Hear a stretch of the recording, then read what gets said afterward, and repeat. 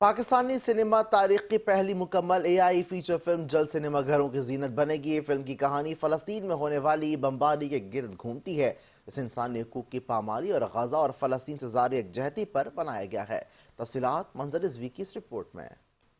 Karachi press club میں press conference کرتے ہوئے اے آئی فیچر فلم دی نیکسٹ صلاح الدین پر خالق، قلمکار و ہدایتکار فرحان صدیقی، عاصم اسماعیل نے فلم کے ویژن پر گفتگو کرتے ہوئے کہا کہ فلم غزہ فلسطین کے مظلوم عوام سے اظہار یکجہتی کا پیغام ہے۔ ہماری جو اپ کمنگ مووی ہے جس کا پریمیئر اس فرائیڈے کو ہے وہ ہے نیکسٹ صلاح الدین۔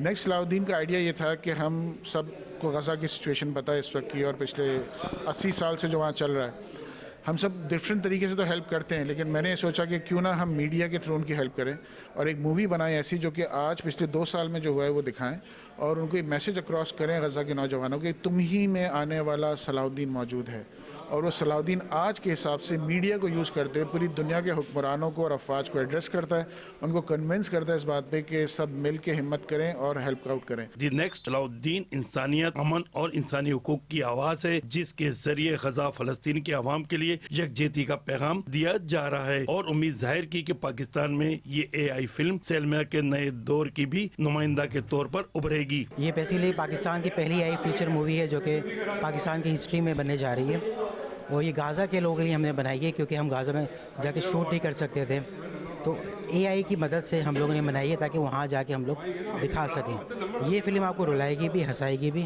اور سوچنے کو مجبور کرے گی کہ دی نیکسٹ صلاح الدین کون ہوگا۔ اے آئی فلم کو اردو، انگریزی، عربی اور بنگالی زبان میں پیش کیا جائے گا۔ دی نیکسٹ صلاح الدین فلم کو پاکستان کے علاوہ دیگر ممالک میں بھی پیش کیا جائے گا۔ کیمرہ مین گلفام شیخ کے ساتھ منظر رضوی، 5 نیوز، کراچی۔